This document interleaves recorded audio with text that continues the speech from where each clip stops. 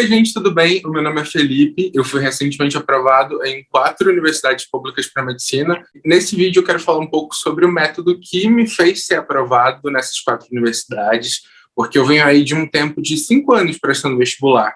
E no último ano eu apliquei alguns métodos que mudaram muito a minha visão para os estudos e conseguiram me fazer aumentar muito mais o meu desempenho. E para falar sobre isso, eu convidei uma pessoa que também teve um resultado muito expressivo no vestibular, que inclusive participou muito da minha aprovação, especificamente, e é o Flávio de Falcão. Flávio, dá um oi para o pessoal. Primeiramente, muito obrigado, Felipe, pela oportunidade aqui de poder falar um pouquinho no canal. Fico muito feliz, eu acompanhei toda a sua trajetória agora nesse último ano, né? Eu sempre estava vendo seus vídeos e tudo mais, e fiquei muito feliz por você ter sido aprovado. Foi realmente aquela aprovação que a gente carrega como se fosse nossa, né? Então, os meus parabéns para você, Felipe, foi super merecido, e fico super Obrigado. feliz de poder falar um pouquinho aqui no canal e contar para o pessoal um pouquinho do que eu aprendi ao longo da trajetória. Eu era vestibulante de medicina, sempre foi o curso que eu quis e finalmente consegui essa aprovação, mas o Flávio, apesar de não fazer medicina e não ser médico, você é engenheiro civil, né, Flávio? Isso. Me formei na Poli em 2018 e comecei em 2014, então eu sou um pouco mais da velha guarda, aí sou um pouco mais das antigas. Mas o Flávio, na época que ele fez vestibular, lá em 2013, ele acertou só 168 questões no Enem e 83 questões das 90 questões do total da prova da FUVEST. Flávio, eu vou começar te perguntando, você teve esse resultado? Poxa, 168 questões, a gente tem aí vários criadores de conteúdo, estudantes de alta performance no YouTube, mas esse número específico eu acho que eu nunca vi. Talvez uma pessoa só. Como foi que você conseguiu esse feito? Perfeito. Até uma outra pessoa que eu recomendo bastante conteúdo é o Theo, né, que recentemente ele acertou também 168 questões. Eu tenho algumas outras pessoas também que acertaram, então não sou o único. Mas o que eu falo é o seguinte, né, eu acho que tudo isso foi uma construção. Ninguém nasce sabendo, ninguém nasce inteligente tirando 168 questões do Enem. Eu acredito que teve uma trajetória, eu até dou um exemplo muito comum aqui, talvez algumas pessoas que já assistiram mais vídeos meus conhecem esse exemplo, que a primeira vez que eu fiz a prova da FUVEST, especificamente, eu acertei 45 questões das 90. Então imagina, eu acertei metade da prova, seria equivalente a ter acertado 90 questões no Enem. Então assim, eu não fui sempre esse estudante de alta performance que consegue ter essas notas tão expressivas. Isso foi uma construção que veio a partir de métodos e aplicação desses métodos. Por que eu digo que é um conjunto de métodos e aplicação dos métodos? Porque quando você tem muita força de vontade, você estuda lá 10 horas por dia, mas você não tem uma metodologia, você não tem um caminho, não adianta você ficar batendo cabeça. O que vai acontecer? Você vai ficar ano após ano tendo os mesmos problemas, tendo os mesmos erros e não corrigindo, né? Porque no fim das contas é isso. Quando você não acerta realmente a estratégia que funciona para você, ou a estratégia que é mais eficiente, você fica ano após ano sempre cometendo os mesmos erros. E do outro lado, logicamente, você precisa ter consistência no método que você aplica. Então não adianta você pegar um método, aplicar por uma semana e falar, não funciona, vou para o outro método. Daí aplica por uma semana, não funciona. Isso também é muito problemático. Tem que existir uma consistência. E a gente resolveu fazer esse vídeo para dar uma pincelada sobre esse método de estudo, justamente porque eu acho que isso é mais importante a ser dito. Muita gente pergunta, agora que eu fui aprovado, quantas horas de estudo eu tinha, qual era a minha rotina num sentido mais comportamental da coisa. Eu, sinceramente, acho que isso em si não vai ajudar muito, porque eu até brinquei no último vídeo que não adianta falar que eu estudava 6 horas por dia e você achar que você vai estudar 6 horas e vai ter o mesmo resultado.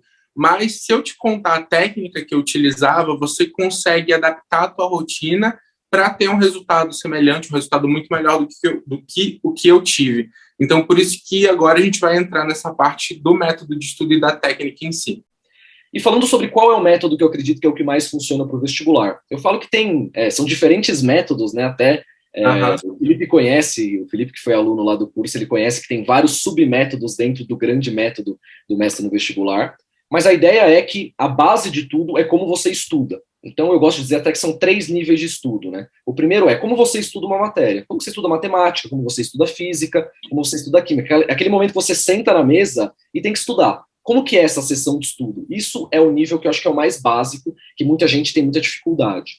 O segundo nível é como você organiza isso na sua semana, como você faz um cronograma de estudos eficiente. Você estuda mais física ou mais química? Em que momento do ano você muda isso? Quando que você tem sinais da sua própria preparação que indicam que você precisa mudar, estudar mais física do que química, ou mais biologia do que português? Esse é o segundo nível do estudo.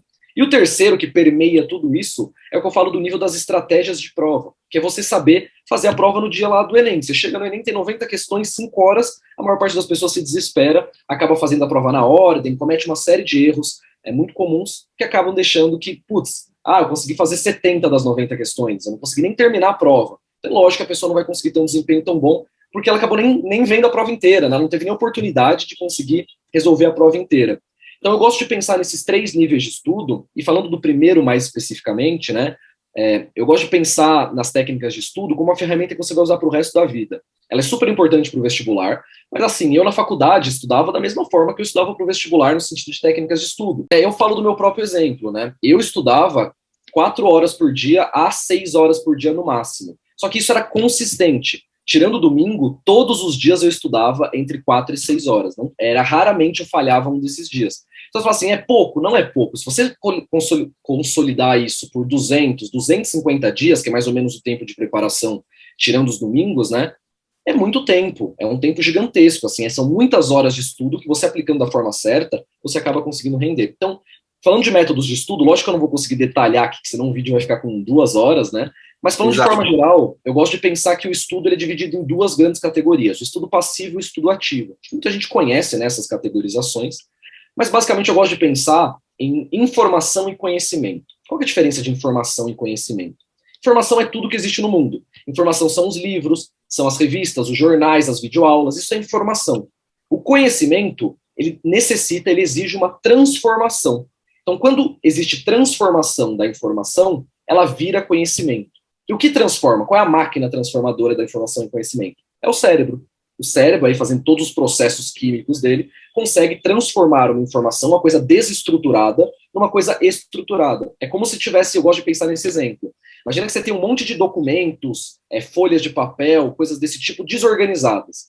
E isso é informação. O conhecimento é quando você pega todos e coloca numa pasta, organizadas por ordem alfabética, por exemplo. Você transformou o caos, a desordem, em ordem. Isso é o processo de aprendizado. Isso é realmente a transformação da informação em conhecimento. O que tem a ver estudo passivo e estudo ativo com tudo isso, né?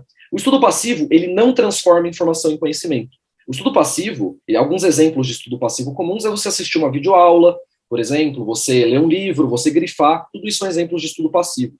Você consegue até absorver algumas coisas, mas é tudo muito desestruturado. O seu cérebro não aprende com esse tipo de processo. Essa é a parte de adquirir informação, familiarização com aquele conteúdo. Onde você vai aprender mesmo é no estudo ativo que existe a transformação da informação em conhecimento.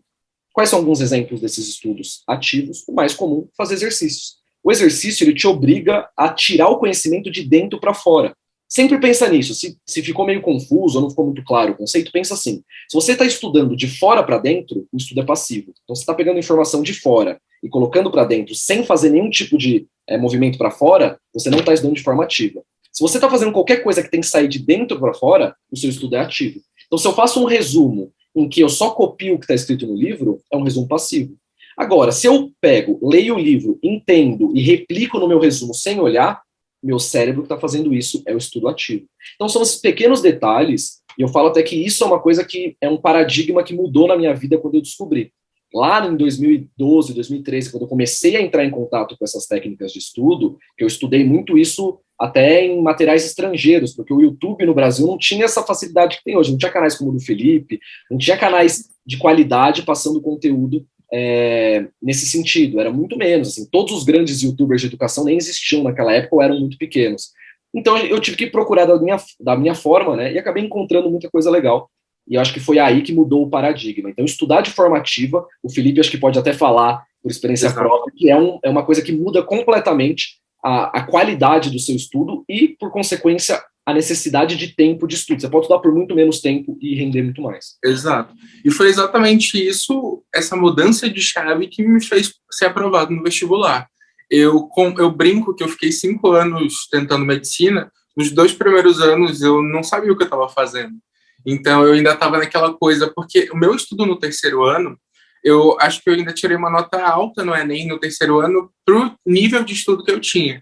Eu estudava completamente de forma passiva, então a minha escola acreditava nessa coisa de carga horária de aula, então tinha muita aula, eu assistia muita aula, lia muita coisa e pouco resolvia questões. E aí eu cheguei na prova destreinado, né? Porque o Enem é uma questão de treino também, além de conhecimento. Eu cheguei na prova destreinado para fazer questão, tive um desempenho quantitativo ruim. Eu acho que o que aumentou a minha nota naquele período foi a redação. Mas depois que eu mudei essa chave, comecei a estudar ativamente, principalmente nas matérias que eu mais tinha dificuldade. Eu fiz isso para tudo. Mas, por exemplo, matemática, que era uma coisa que eu tinha dificuldade, natureza também. Quando eu comecei a ter esse trabalho de exercitar aquele conhecimento, de colocar à prova o que eu estava aprendendo, eu consegui consolidar isso de fato para levar para a prova. E consegui finalmente aumentar o meu desempenho até chegar na nota que eu tirei no último ano.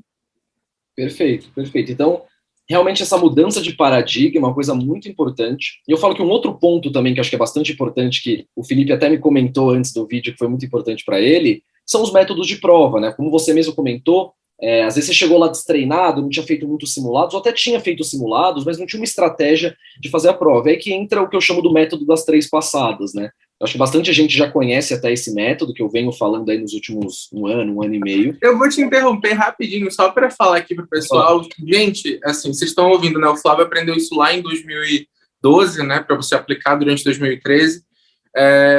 Eu não precisei ter esse trabalho todo. Eu aprendi tudo isso no mestre no vestibular. Eu acho importante a gente até fazer. Você pode falar um pouquinho sobre o treinamento? Você criou baseado nisso, né? Só para a gente poder falar aqui para a galera.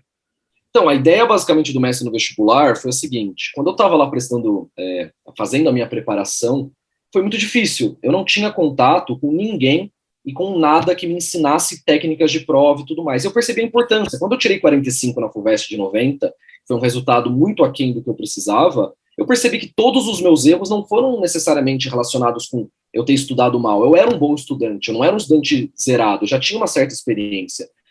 O meu problema foi quase que exclusivamente estratégia de prova e tempo. Eu não consegui resolver a prova no tempo. Então eu deixei 20, 30 questões sem resolver direito. Não consegui resolver, não consegui corrigir, coisas do tipo.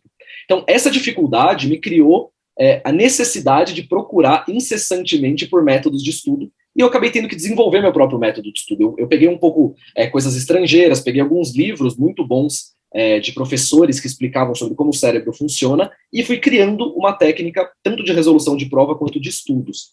E daí eu passei no vestibular e deixei isso um pouco dormente, né? E daí em 2020 eu pensei assim, por que não? Eu comecei a voltar a acompanhar um pouco mais o mundo de vestibular, por que não eu lançar isso de alguma forma e passar isso para frente, né? Muita gente, meus alunos de mentoria, da época que eu dava mentoria, falaram isso para mim, me sugeriram, e foi aí que eu lancei o Mestre no Vestibular. Que a ideia é passar tudo que eu aprendi durante esses 2 anos de preparação e mais toda essa experiência que eu tive dando mentorias e tudo mais de uma forma super simples e fácil de aprender. Então, o Mestre no Vestibular ele vai incluir, até o Felipe pode falar com mais detalhe na visão de aluno, né? Mas ele vai incluir como você prepara desde o momento inicial, desde que você começou a sua preparação. Você pode estar começando hoje, desde aquele momento até o momento de você estar eventualmente batendo na trave em medicina e você precisa só melhorar um pouquinho suas estratégias de prova. O treinamento ele funciona de forma personalizada. Ele tem todos os módulos direcionais, ele tem algumas planilhas também que ajudam bastante, que vão acompanhando a sua trajetória ao longo do ano, e você pode ir vendo o seu progresso. Você fala assim, olha, eu estou melhor em matemática, mas pior em física. A planilha ela vai mostrando, à medida que o tempo vai passando, e você vai preenchendo algumas informações, onde você tem que focar, quais são as matérias com mais dificuldade, como está o seu resultado em cada uma das matérias, ou em cada um dos simulados que você vem fazendo. Isso ajuda bastante. Muitos alunos acabam falando para mim que isso é um ponto essencial, além de ter várias resoluções de lives de resoluções ao vivo do Enem. Eu peguei provas do Enem ano passado e resolvi ao vivo, né? Mostrei como se resolve a prova, e foram as lives que tiveram mais sucesso, inclusive, assim, foram muitas pessoas que assistiram, acho que mais de 20, 30 mil pessoas assistiram essas resoluções. Nossa. E foi super bacana, foi uma experiência que as pessoas ficaram, nunca tinham visto isso, né? Eu também nunca tinha visto isso na internet, eu acabei trazendo essa coisa de resolver a prova ao vivo, e agora está tudo lá, o treinamento de forma completa, para quem tiver vontade aí de ver, né? Eu usei bastante no ano passado, foi, assim, eu já tinha tido contato com o estudo ativo antes, mas não era de uma forma estruturada, o treinamento me ajudou a estruturar tudo isso, para entender como aplicar. E eu percebo também que muita gente tem um certo preconceito com treinamento, porque não acho até importante a gente deixar claro que não é um cursinho online, não tem, tipo, vários professores e tudo mais. Aí as pessoas têm um certo receio com a questão do treinamento, porque pensam, poxa, eu não vou investir num negócio desse. Mas, se vocês prestarem atenção, eu posso falar por experiência própria. Às vezes a gente fica alguns anos batendo na mesma tecla e batendo no mesmo erro. Então, ter um instrumento que vai te guiar durante a preparação é muito importante. E eu acho que serve para todo mundo, não é só para quem precisa tirar uma nota muito alta. Eu acho que, às vezes, as pessoas subestimam muito. Mesmo que você precise tirar uma nota que não seja muito alta, você vai precisar fazer a prova do Enem direitinho, entender como é que funciona. Então, eu acho muito bacana. E a gente pode falar, inclusive, aqui, né, porque eu já falei do Mestre no Vestibular em alguns momentos, em alguns outros vídeos, mas eu vou deixar o link dele aqui na descrição para quem quiser conhecer. E você deu um desconto, né? Você deu um desconto para a galera do canal. Porque é aquela coisa, né? O Felipe falou, pô, aí você tem que fazer uma condição melhor, pessoal do canal, oferecia aí um desconto com o cupom Mestre10, né? Um 10% de desconto, eu acho que já vai ser bacana para todo mundo, para realmente não ter desculpa. E é o que eu falo, assim, na época do vestibular, eu não economizava com conhecimento. Eu tenho uma ideia, tipo assim, tudo que pudesse me ajudar, seja materiais, seja treinamentos, é que não existisse treinamentos na época. Se existisse, eu também adquiriria, porque eu acredito que tudo que aumentasse a minha chance de passar e não ter que passar por tudo um ano a mais, valia a pena. Então, existe o custo de você adquirir uma coisa, mas existe o custo de você não adquirir. Eu acho que esse custo, às vezes, é muito maior, né? O custo de você ficar ali permanecendo numa situação de não saber o que fazer, perdido, angústia, tudo isso é muito complicado. Ainda bem que eu consegui passar num tempo mais limitado, mas tem algumas pessoas que acabam demorando um pouco mais. E até, Felipe, você pode dar o seu exemplo aqui, é uma coisa que vai cansando, né? Depois de um tempo, vai realmente deixando dúvidas. Tudo vale a pena quando se passa, mas é melhor evitar e conseguir passar o mais rápido possível, né? Com certeza. Inclusive, eu vou deixar aqui na descrição um vídeo que eu fiz. Vai sair, esse vídeo saiu antes desse daqui, então já vai estar postado, vou deixar na descrição, onde eu conto a minha história durante esses 5 anos. Quando eu decidi fazer medicina e cada ano eu fui passando pela reprovação até chegar na aprovação. Eu até conto naquele vídeo que quando chegou em 2018, porque foi o ano que eu mais estudei, e aí é que está um ponto importante que a gente está batendo no vídeo. Foi um ano em que eu me desgastei muito em relação a tempo de estudo e a esforço físico mesmo e mental de estar estudando, mas eu não estava fazendo, não estava tendo o método correto. Então, quando bateu aquele resultado e eu vi que eu não tinha conseguido, aquilo me desestabilizou muito. Eu falei no vídeo, inclusive, que naquele ano, quando eu decidi que eu não ia desistir de prestar medicina, foi para não desistir nunca mais, porque eu fiquei muito mal naquele ano. Eu tinha tido um esforço muito grande e às vezes dói para a gente que é vestibulando entender que o que aprova não é o esforço, né? O que aprova muitas vezes é a técnica. E eu até dou um exemplo, eu gosto bastante desse exemplo, que você pode cavar um buraco, por exemplo, de várias formas. Você pode cavar o buraco com uma pá, que é um jeito fácil, mas você pode cavar o buraco com uma colher. Se você pegar uma colher e cavar um buraco, você vai fazer um esforço gigantesco, vai demorar horas, dias, e talvez você nem consiga cavar o buraco. E você vai ter se esforçado. Mas como que eu não consegui o resultado? Ou outro exemplo também. Às vezes você está fazendo esforço, mas na direção errada. Então, você vai chegar num lugar que não é o lugar que você quer. Então, acho que esses exemplos deixam de uma forma mais visual de pensar que o esforço, ele só é importante, o esforço só é realmente gera o objetivo que você quer quando está na direção certa, quando você tem as ferramentas corretas. Então, acho que essa é um pouco da ideia, foi um pouco do que eu pensei durante a criação desse treinamento. Então, aí, como o Felipe comentou, se vocês quiserem conhecer um pouco mais, e também se quiserem contactar, deixar comentários aqui, depois eu vou ler todos os comentários, de qualquer dúvida que vocês venham a ter, sem problema nenhum, podem falar no meu Instagram também, mas essa é basicamente a ideia, oferecendo aí 10% de desconto. E agora, Flávio, talvez, eu não sei com quanto tempo já está esse vídeo, mas talvez para a gente encerrar, eu queria te fazer uma pergunta que aparece muito no canal para mim, que eu já respondi algumas vezes, mas eu acho que você vai ser muito eficiente na tua resposta, porque você já passou por isso e de uma forma muito boa.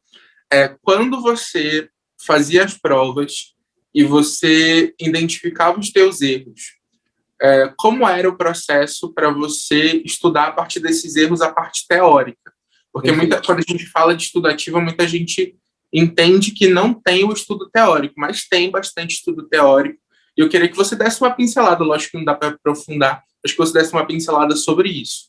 Maravilha. O importante nessa parte é que, assim, eu acho que todo mundo quase que assiste aqui o canal tem uma noção de que quando você tem um erro, você vai lá, corrige, isso acho que todo mundo sabe um pouco. Mas o que eu gostava de fazer era ser extremamente sistemático a respeito disso. Não adianta você ficar um pouco assim, quando eu errar eu corrijo e tal, e não ter uma forma estruturada de fazer isso. Então, como que eu gostava de pensar? Todos os domingos ou sábados eu fazia um simulado, e depois de fazer o simulado, eu corrigia o simulado de forma muito sistemática. Como que eu fazia? Eu selecionava todos os meus erros, então eu pegava lá, digamos, eu fiz uma prova de matemática do Enem, 45 questões, eu acertei 35, então eu errei 10 questões. As 35 eu ignorava inicialmente, falava, beleza, eu acertei, não tendo chutado, eu ignorava e não olhava novamente para elas. As 10 que eu errei, eu classificava em 3 grandes categorias. A primeira categoria eu chamava de matérias que eu nunca estudei. Em matemática era um pouco mais raro, mas às vezes acontecia. Caiu uma matéria lá de polinômio, como caiu no Enem do ano passado, né?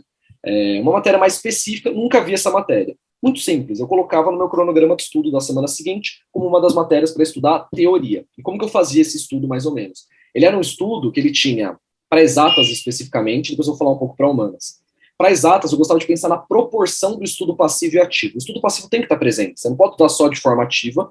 Essas pessoas que falam, vou estudar por questões, não existe isso, não existe estudar só por questões. Você vai lá, faz só questões e... Não, você tem que ter um mínimo de teoria, que seja 10%, 20% quando você tem mais experiência, mas precisa de um pouco.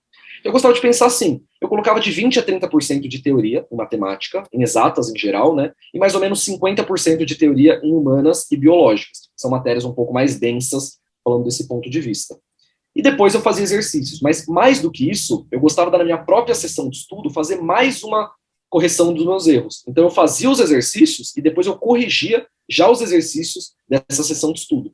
Isso é muito importante porque cada vez que você faz o exercício e erra, quando você aprende a respeito dele, o aprendizado é direto, diferente de se você só ler a teoria ou nunca errar uma questão daquela matéria. As matérias que eu mais me lembro são as que eu errei algum exercício. É impressionante isso. O cérebro funciona muito dessa forma, de fazer revisão pensando sempre assim, eu errei uma coisa, eu fui lá corrigir, isso o cérebro guarda de uma forma absurdamente forte. Então, esse é o primeiro tipo de erro que eu classificava. O segundo era um tipo de erro mais por esquecimento. Então, eu esqueci, ou eu aprendi essa matéria, mas eu não aprendi muito bem. Eu aprendi, mas ficaram algumas lacunas, não ficou muito claro para mim o aprendizado. Quando eu errava por esse motivo, eu fazia uma revisão. A revisão ela era muito mais focada em exercícios mesmo. Então, normalmente, a revisão até, dependendo do assunto, eu nem olhava a teoria. Então, uma revisão. Revisão, eu já aprendi aquele assunto. Eu só precisava reiterar, fazendo mais exercícios, e se precisasse um pouquinho de teoria, eu voltava para algum resumo, alguma coisa do tipo. E o último tipo de erro era o erro, eu chamava do erro de besteira, o erro de pegadinha, que era um erro que eu gostava de cristalizar a matéria. Eu pensava assim, olha, eu tenho um conhecimento sobre essa matéria, não adianta eu estudar mais teoria dela, isso não vai resolver o meu problema. O que eu preciso dessa matéria é entender quais são os tipos de erro que eu posso ter. Vou dar um exemplo aqui muito comum. Quem nunca confundiu raio com diâmetro numa questão de matemática? Todo mundo. Todo mundo já pegou uma questão do Enem que estava escrito lá, o diâmetro é igual a 5, e calculou a área da circunferência como πr ao quadrado, π vezes 5 ao quadrado. Esqueceu de dividir por 2. Todo mundo já fez isso uma vez. Mas esse que é o ponto, uma vez. Você não pode fazer isso duas. Depois que você errou isso uma vez, você nunca mais pode errar isso de novo. Aí que entra a consolidação. Quando você entende o tipo de erro, que esse é um erro que eu chamo do erro de unidade. É o erro que você não soube converter duas coisas. Então, é aquela coisa de velocidade, metros por segundo, quilômetros por hora, raio, diâmetro. É um erro de conversão. Você usou unidades diferentes para calcular alguma coisa. Litros e metros cúbicos. Clássico, né? O Enem cai muito dessas pegadinhas. Esse é o tipo de erro que você tem que corrigir fazendo muitos exercícios depois sobre dessa mesma linha, mas consolidando. Eu gostava até de fazer um caderno de erros, né? Que eu anotava pegadinhas comuns de que eu já havia caído. E daí depois isso sistematizava. Tanto que hoje, raramente, eu vou cair numa pegadinha, uma questão. Quando eu erro uma questão, é mais às vezes por pressa, alguma coisa do tipo. Até no exemplo do Enem do ano passado, das 44 questões, eu fiz o Enem, né? Eu acertei 41. Das 3 que eu errei, as 3 foram por... Eu não vou dizer que as 3 foram por besteira. 2 foram por besteira, uma eu acabei caindo numa pegadinha. Mas foi muito assim, entendeu? Não era que eu peguei, confundi raio com diâmetro. Era aquela coisa de, na correria, tava sem muita prática. Mas, de forma geral, todas as outras 41 eu consegui acabar consolidando, mesmo sem ter muita prática, e mais por essa memória, realmente, da prova.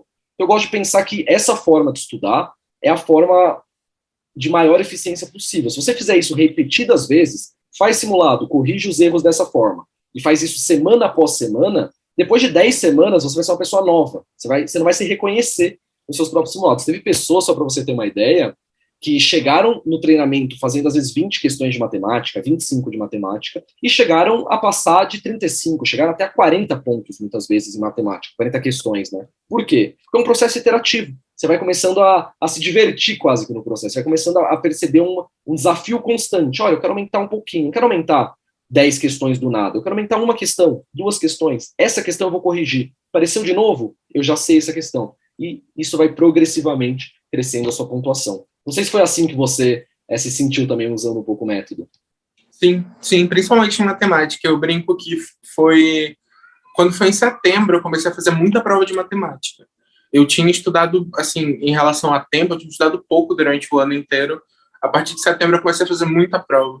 E aí isso foi acontecendo. Na primeira, eu peguei um choque, assim, que, por exemplo, eu já estava acertando na casa de 30, mais um pouquinho.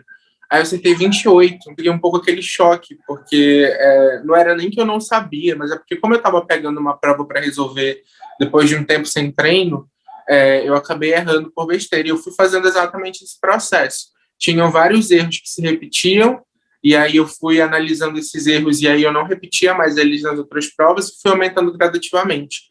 Eu lembro que teve uma prova de matemática que eu fiz como simulado, que eu consegui acertar 42 questões. Para mim, foi aquele dia eu fiquei assim, isso nunca tinha acontecido. Eu acho que foi naquele momento que eu consegui perceber que eu ia chegar no Enem e ia conseguir fazer a prova direitinho. Porque aí eu vi que o treinamento e a aplicação daquela técnica tinha dado certo. E foi seguindo basicamente esse processo que você falou. Eu acho que a gente conseguiu resumir bem aqui no vídeo sobre essa questão do estudo ativo, principalmente do estudo teórico que vem depois. Essa questão do erro é muito importante, né? Muita gente foca no acerto, quantas questões eu estou acertando, mas eu acho que no momento da preparação, o mais importante é quantas questões eu estou errando, por que eu estou errando essas questões. Exatamente, até todas as planilhas que eu proponho, eu sempre coloco o acompanhamento dos erros. Eu não acompanho, não que eu não gosto, mas eu não acho que acompanhar os acertos é o ponto. A questão é, quando você acompanha os erros, você quer minimizar isso ao máximo. Então eu pensava assim, no Enem não é que eu acertei 168, eu errei 12, entendeu? Uhum. Eu errei uma de matemática, eu errei 3 de ciências da natureza, eu errei 5 de humanas. Eu gosto de pensar dessa forma, entendeu? Das questões que eu errei, porque é aí que vai ter o aprendizado. É o que eu gosto de falar, assim, existe um potencial de aprendizado gigantesco desperdiçado nessas questões erradas que muita gente nem olha. Muita gente fala assim, beleza, acertei 30, faz outro simulado, acertei 30, faz outro simulado, acertei 28, acertei 32, e fica estagnada. E me perguntam, né, muito no Instagram e tudo mais, como que eu aumento a pontuação?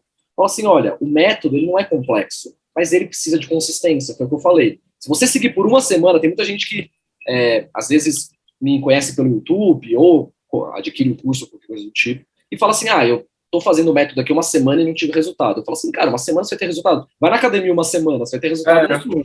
Você precisa de, no mínimo, aí, um mês para começar a ver algum resultado, de 3 a 4 simulados fazendo o método para ver algum resultado, e depois, para você realmente aumentar a sua nota de forma considerável, eu digo que é mais ou menos 3 meses. Se você estudar 3 meses de forma muito bem feita, usando o método, o que daria fazendo um simulado por semana, todos os simulados, você vai ser outra pessoa. Eu posso falar isso por ter acompanhado aí mais de 2.000 pessoas aí que passaram pelos treinamentos, pela mentoria e tudo mais. É muito forte essa parte de você consistentemente fazer isso. Tem que acreditar no processo, é o que eu falo. Antes de você desistir, desanimar, acredita no processo. É um processo que funciona, já funcionou para muita gente, e realmente, acredite no processo. Isso que eu deixo como mensagem aqui. Exato, perfeito, então, gente. É muito isso que você falou. Você não pode esperar um resultado mágico. Ninguém está vendendo fórmula mágica aqui, né, Flávio? Nem em cima do que a gente estava falando. E até o que eu falo, assim, se você está esperando uma fórmula mágica, não venha fazer o meu treinamento. Assim, não vou te oferecer nada que você em 7 dias vai passar no Enem. Não é o meu foco. Procure outra pessoa, deve ter pessoas que oferecem isso. Provavelmente não é verdade. Gente, pelo amor de Deus, né? É mentira, não existe fórmula mágica. Provavelmente não é verdade. Então é isso, né? Eu acho que a gente conseguiu falar sobre bastante coisa nesse vídeo. Te agradeço mais uma vez por a gente estar gravando junto pela segunda vez. Vou deixar aqui na descrição o canal do Flávio no YouTube. E vou deixar também o vídeo que a gente gravou no ano passado, falando um pouquinho mais sobre a tua história do vestibular especificamente. Se você tem curiosidade, assiste lá também. E é isso, né, Flávio? Você tem alguma mensagem final ou a gente encerra? Falar só que novamente, muito obrigado pela oportunidade. Assim, eu estou sempre aberto a vir aqui falar. Se você quiser ir no meu canal também falar, sempre considere as portas abertas lá. E a última mensagem que eu falo é exatamente reiterando esse ponto. Aproveita que a gente está no começo do ano, quem está assistindo o vídeo quando ele foi postado, né, que vai ser publicado em março, aproveita que está no começo do ano e acredita no processo. Se você acreditar no processo por 3 meses, mesmo que você cometa alguns erros, não seja perfeito, vai ser muito melhor do que você ficar pulando de galho em galho, fazendo um pouquinho aqui, um pouquinho ali, procurando um macete aqui, um macete ali. Confia num processo. Não precisa ser o meu método, ou o método do Felipe, pode ser um método que você descubra que é o certo para você. Eu até falo assim, você não quer adquirir um treinamento? Procura aqui no canal do Felipe, procura no meu, tem vários canais do YouTube muito bons que ensinam de forma gratuita tudo isso. Então, assim, procura saber, procura aprender realmente e confia no processo. Faz a mesma coisa repetidas vezes e vai aprendendo como fazer. Porque, assim, se você tentar ficar tirando para todo lado, não vai dar certo. Não tem como você ficar mudando toda hora a sua estratégia e acertar. Então, acredite no processo, seja consistente que vai dar tudo certo. É isso, gente. Um abraço. Vejo vocês no próximo vídeo. Se está chegando agora por aqui, se inscreve no canal, comenta as suas opiniões aqui embaixo, deixa um like nesse vídeo se você gostou e tchau.